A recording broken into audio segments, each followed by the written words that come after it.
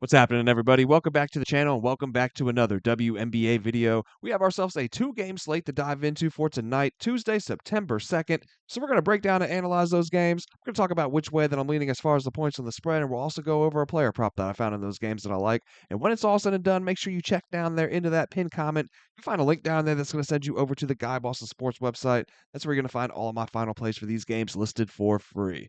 Now, before we dive into these games, let's go ahead and jump over there to the website. We need to take a look back to Sunday. That's the last video that we put out. So let's go ahead and see what we put in as far as our plays and how that ended up going down. And on Sunday, we put in 3 plays. We go 2-1. Rakia Jackson over 1.5 3-pointers. She crushes this yet again. And we took Derek Hamby over 20.5 points and assists. She lands right at 20. Wouldn't you know it, man? How many bets have we lost on the hook this year in the WNBA, man? It has been crazy. But we also took the Valkyries plus 2.5 points. They win that game outright. So 2-1 overall on the day. We do end up profitable still. So let's go ahead and try to build up on that, guys. We got 2 games here on the board tonight, both of them tipping off at 10 p.m. Let's go ahead and see what kind of value we can find in these games, man. Smash that like button down there for me if you can. Hit subscribe if you have not already.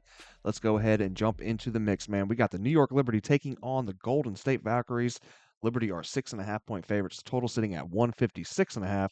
Now, Liberty, they're going to have a rest advantage here. They'll also be away for the second of 3 straight, and they have been just pretty miserable on the road this season, man. 8-11 straight up, only 3-15-1 to the number. Now, they're going to come into this one off of a 17-point loss to the Mercury in Phoenix, and that was big for playoff seeding. They're now 5th in the standings and a game and a half back from Phoenix. They've lost and failed to cover as dogs in their last 4 road games now. They are now 24-16 straight up, but they're just 14-24-2 to the number. Golden State, they've won 3 in a row, 7 of their last 10. They've gone 7-2-1 against the spread over their last 10 games as well. Man, it's no secret at this point in the year how much better the Valkyries have been at home this season, and this will be their 3rd game of a 5-game homestand. They're 21-18 on the year. That has them holding on to 6th place and in excellent shape to make the playoffs here in their first year as an expansion franchise. They've gone 12-7 straight up at home, 3-5-1 to the number in those home games. We've seen 3 head-to-head matches so far this year between these two, all 3 being New York victories, but they were early in the season for one, and each passing game became closer with the Liberty blowing the Valkyries out in their first meeting way back in late May in New York. And then again, 2 days later in New York, the Liberty secured the win, but this time only by 5 points, with Golden State covering as a double-digit dog. And then the third time they met up in late June, another Valkyries cover as a dog, this time losing by just 3 at home. Golden State is definitely, just playing better ball all around now than they were at that point of the year. And you really can't say the same for New York. They've gone the opposite direction as the season has gone on. I mean, it's interesting because these two teams, they're playing a similar brand of ball, man. They're both relying heavy on outside shooting. The Valkyries are putting up the highest percentage of 3-point attempts per game over the last 5 games. New York is putting up the 3rd highest percentage. Liberty are more middle of the pack at 6th for 3-point shooting percentage. They're also 6th in terms of 3-point field goals made. The Valkyries, they're shooting at the 4th highest percentage from deep, and they're making the most 3-point field goals per game as well. Both these teams have done well defending along the perimeter over their last 5 games. However, the Valkyries, they're giving up the 3rd lowest shooting percentage from outside. The Liberty, they're coming in at 5th. But here's an interesting factor to consider, man. The Valkyries at home are just a different animal defensively, guys. They've given up the most 3-point attempts on the year, but at the lowest shooting percentage. New York, they're 8th for 3-point field goals allowed when playing on the road. The Liberty are also weak on the glass. That's going to hurt them against this Valkyries team that sits at 4th in terms of rebounds allowed per game, while the Liberty are giving up the 4th most rebounds and the most offensive rebounds per game as well. All in all, man, I'm having a hard time laying this many points on the road with New York from what we've seen from them as of late, what we've seen from the Valkyries as well. We do need to mention that, the Valkyries will be without Xander Lazzini and Tiff Hayes. The Liberty have Sabrina Ionescu listed as questionable, and she's missed the last 2 games as well with this toe injury that she's dealing with. So Golden State, though, man, they've dealt with players in and out of the lineup all year, as has New York. But honestly, and surprisingly, even the Valkyries have seemed to adjust better with changes to the rotation, in and out of games than what we've seen from the Liberty. So, all in all, man, I'm leaning towards the Valkyries here in this one, catching all those points at home. Now, as far as the total is concerned, this line feels pretty low at first glance, but then when you dive in some, it starts to make sense, man. This thing opened up at 161.5. It's been bought all the way down those 5 points to this 156.5 that it's at now.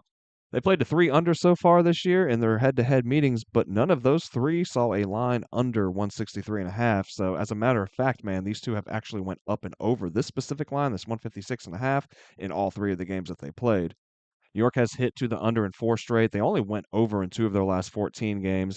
Valkyries, they have been back and forth, man, 5 and 5 to the total over their last 10, but they have gone under this specific number in 7 of their last 10 games played at home. With that said, the Liberty have hit over this line in 7 of their last 10 on the road. These 2 are playing to the slowest 2 paces in the W over their last 5. Golden State second from last for pace, New York coming in dead last. I wanted to get there with an under, man, but as that number continues to dip down, I'm more tempted to look at the over here in this one. With the way that each of these teams shoot from outside, you know that they're going to put the ball up from deep. One hot shooting quarter, could ruin any look at an under in this one, especially if that line keeps moving down. So I'll lean over looking at this game, but I would probably just stay off the total and look to the side in this game if I'm going to make a bet here. Then our second and final game on the evening, Indiana Fever taking on the Phoenix Mercury. Mercury are 7.5-point favorites here, total sitting at 166. Phoenix is going to be in the better spot situationally here in this one at home with a 1-day rest advantage, also riding a 4-game winning streak into this one. They're winners of 6 of their last 7. The Fever, they've won just 4 of their last 10. They've covered in just 3 of those games. They're at 21 and 19 on the year, 10 and 10 on the road. They've gone just 9 and 12 against the spread in those road games. The Mercury, meanwhile, they're sitting at 4th in the standings, 25 and 14. They've gone 14 and 6 straight up at home, 12 and 8 to the number.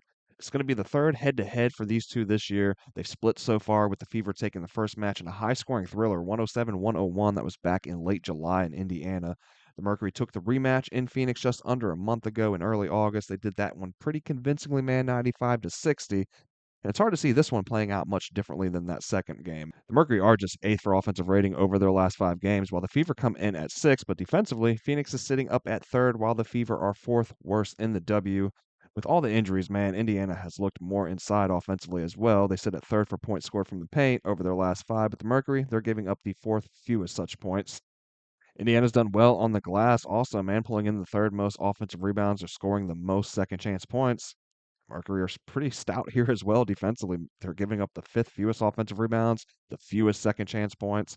Phoenix on their end, they're hitting the 4th most three-pointers per game. On the Fever, they're giving up the 4th most, and at the highest shooting percentage at that.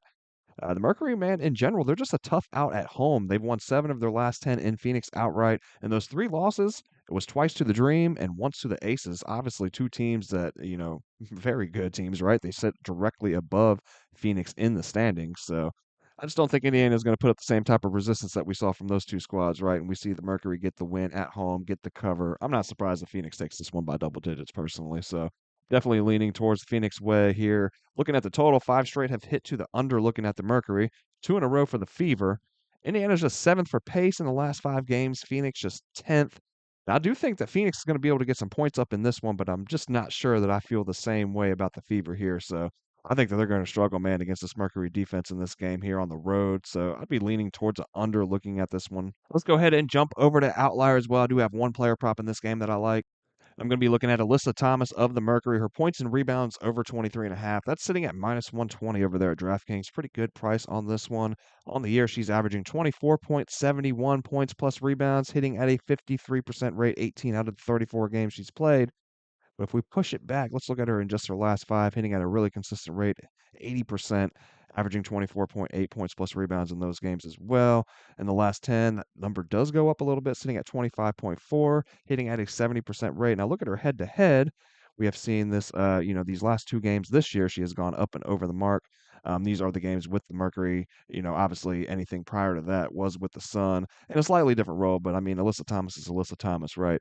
But like I said, hitting up and over this mark in those 2 games this season against the Fever, averaging 28.88 points plus rebounds over the course of her last 8 games against the Indiana Fever, hitting at a 63% rate. Here's where the numbers get a little wild, man. Let's look at her here in this insight from Outlier.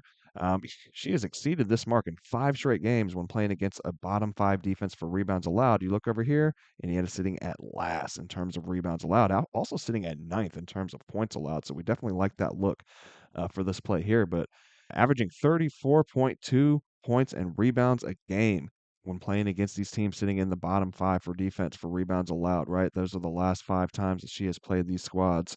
sitting at a 100% hit rate, 34.2 points plus rebounds. That is well above that 23.5 that we need her to get at here. Indiana with all those injuries, man, all the players in and out of the lineup.